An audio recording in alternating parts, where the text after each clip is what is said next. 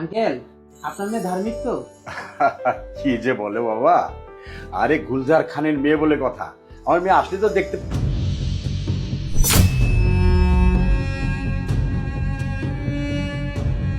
Uncle, এটা আপনার মেয়ে? হ্যাঁ, আমি তো ওনারই মেয়ে। ও সরি, আই মিন আমার বাবা, আমি তার মেয়ে।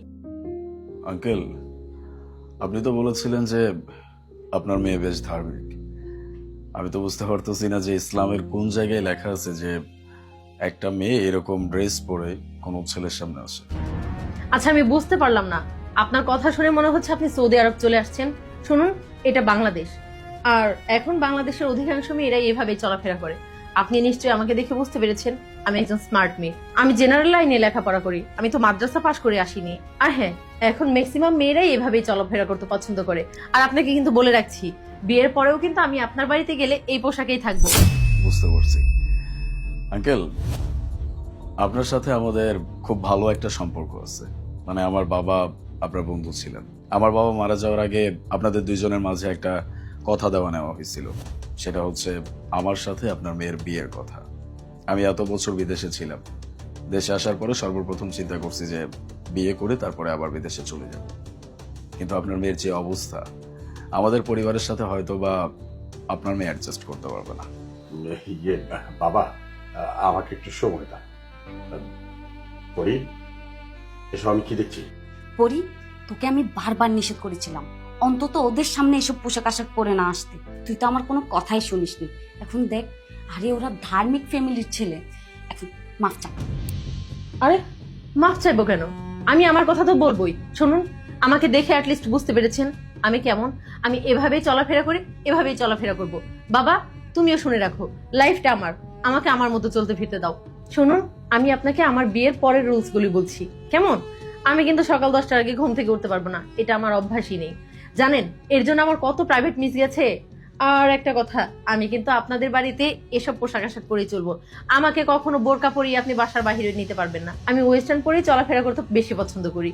আর একটা কথা, বাসায় কিন্তু রান্না বান্না আমি করতে পারবো না। বুয়া আছে নিশ্চয়ই, বুয়া দিয়ে রান্না করিয়ে নিবেন। আর কাপড় চোপড় তো আমি কাচতেই পারি না, নিশ্চয়ই ওয়াশিং মেশিন আছে, এটা থাকলেই চলবে। আমার কাপড় চোপড়, আপনার কাপড় চোপড় সবকিছু ওয়াশিং মেশিনে আপনি ধুয়ে নিতে পারবেন, আমার কোনো কাজ করতে হবে না। আর একটা কথা হচ্ছে, যেটা না বললে নয়, আপনার স্যালারি কত? আপনার স্যালারি তো আমি জানি না। আপনি আমাকে স্যালারিটা জানিয়ে দিবেন, আমি সেই অনুযায়ী আপনাকে আমার দিনমোহর ধার্য করব।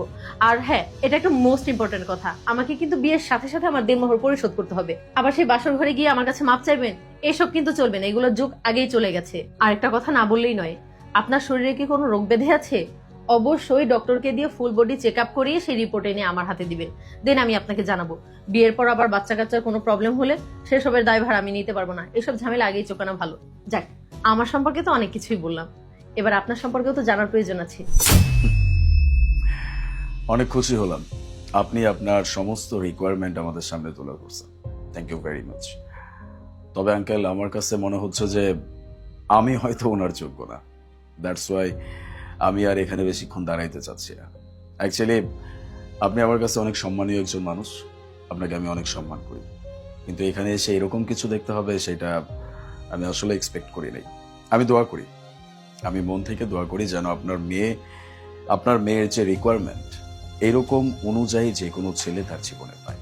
দেখ, তোর সাথে চলাফেরা করতে করতে আমি এইসব ড্রেস আপ পরে চলতেছি শুধুমাত্র তোর সাথে বন্ধুত্বটা রাখার জন্য। তা না হলে তো তুই আমার সাথেও বন্ধুত্বটা নষ্ট করে ফেলবি। আর আমি যদি এমন ছেলে স্বামী হিসেবে পেতাম, তাহলে তো বিয়ের পরে আমি বোরকা ছাড়া, পর্দা করা ছাড়া বাহিরেই যেতাম না। আর কি বললি, ওয়াশিং মেশিনে উনি কাপড় কাচবে কেন? আমার সংসার, আমার ঘর, আমি 2 হাতে ওনার কাপড় কাচবো, সমস্ত কাজ আমি আমার নিজের হাতে করব। আর তুই কিনা ওনাকে এইসব ধরনের কথা বলছিস। শোন, এখন যা করছিস করছিস, বিয়ের পরে একটু নিজেকে গুছিয়ে নিস। আমরা মেয়ে মানুষ, আমরা ইসলাম ধর্মের, আমাদের নিজেদের একটু চেঞ্জ হওয়া দরকার।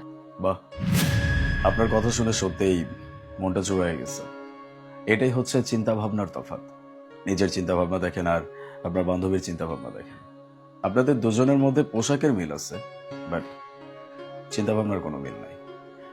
আমি যতটুকু মনে করি আমার জন্য যদি কোনো পারফেক্ট মেয়ে হয়ে থাকে তাহলে সেটা উনি। ইয়ে বাবা, বলছিলাম কি, আমাকে 7টা দিনের সময় দাও, আমি শুধরে নেবো দেখি। কি যে বলতেছেন আঙ্কেল, আপনি যে মানুষ আপনার এই মেয়েকে এত বছরেও চেঞ্জ করতে পারেন নাই, সেই মানুষ মাত্র 7 দিনে কি চেঞ্জ করবেন আপনার মেয়েকে? আমি জানি আপনি চাইলেও পারবেন না। আর আমি আবারও বলতেছি, আপনি আমার কাছে খুবই সম্মানীয় একজন মানুষ। আমি চাই না আমার দ্বারা আপনি এতটুকু কষ্ট পান বা এতটুকু অসম্মানিত হন, এই জন্যই বলতেছি। আর আমার যতটুকু মনে হয় আপনার মেয়েকে হোপসো আপনার আরো ভালো মতো শিক্ষা দেওয়া উচিত ছিল। যাই হোক, আচ্ছা আপনার নামটা কি? আমার নাম আখি। আমি যদি আপনাকে আমার সাথে বিয়ের প্রস্তাব দিই, আমি যদি আপনাকে বিয়ে করতে চাই, আপনি কি রাজি?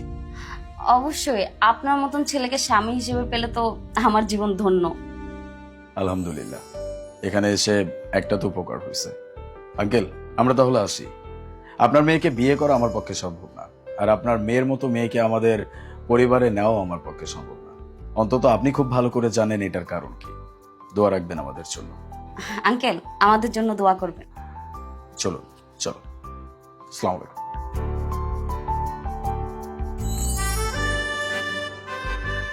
ছি ছি ছি ছি বুড়ি, এ আমি কি দেখছি? আমি তোকে এই শিক্ষা দিয়েছিলাম? হ্যাঁ, কোন পোশাকে তুই আজকে ওদের সামনে এলি? আমার তো মাথা হেঁট হয়ে গেল। আমার মান সম্মান কোনো কিছু রাখলি না। আমার বন্ধুর ছেলে, ওর কাছে আমি ছোট হয়ে গেলাম। এই অপমানটা করার আগে আমাকে একটু বিষ এনে দিতি। বাবা, বিষটা খেয়ে নাও। আমি নিশ্চিন্তে বিষটা খেয়ে নিতাম।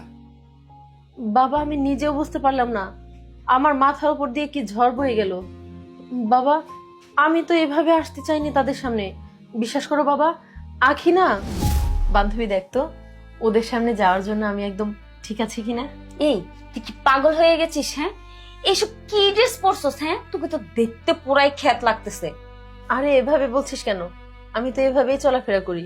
শোন, সব সময় পরে চলাফেরা করা আর আজকে অনেক ব্যবধান, বুঝছস? আমি তো শুনেছি ছেলে বিদেশ থাকে, আর যারা বিদেশ থাকে অবশ্যই ওরা অনেক স্মার্ট হয়, আর স্মার্ট ছেলেরা সবসময় স্মার্ট মেয়ে পছন্দ করে। আর তুই তো ওর বউ হওয়ার যোগ্যই না। আর আমি তো এটাও শুনেছি ছেলে নাকি বিয়ে করে বউকে বিদেশ নিয়ে যাবে।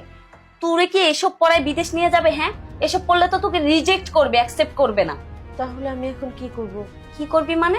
ওয়েস্টার্ন পরবি। আরে এইসব ড্রেস তো আমার নেই। আর তাছাড়া বাবা, আরে আঙ্কেলের কথা এখন বাদ দে, আগে বিয়েটা তো হতে দে। তুই ছেলেদের সামনে গিয়ে অনেক স্মার্টলি কথা বলবি, ওদের কোনো কথা বলার সুযোগই দিবি না। আর বিয়ের আগে থেকে সব বলে দিবি যে তুই কোনো কাজকর্ম কিছুই করতে পারিস না। তা না হলে না বিয়ের পরে কাজ করতে করতে খাটতে খাটতে মরবি। ড্রেস নিয়ে তোর কোনো চিন্তা করতে হবে না, আমি সাথে আসার সময় ড্রেস নিয়ে আসছি। তোর বিপদে যদি আমি বান্ধবী হয়ে পাশে না থাকি তাহলে কেমন হয় বল? তুই বস, আমি ড্রেস নিয়ে আসতেছি। ওকে বাবা, এখন তুমি চল।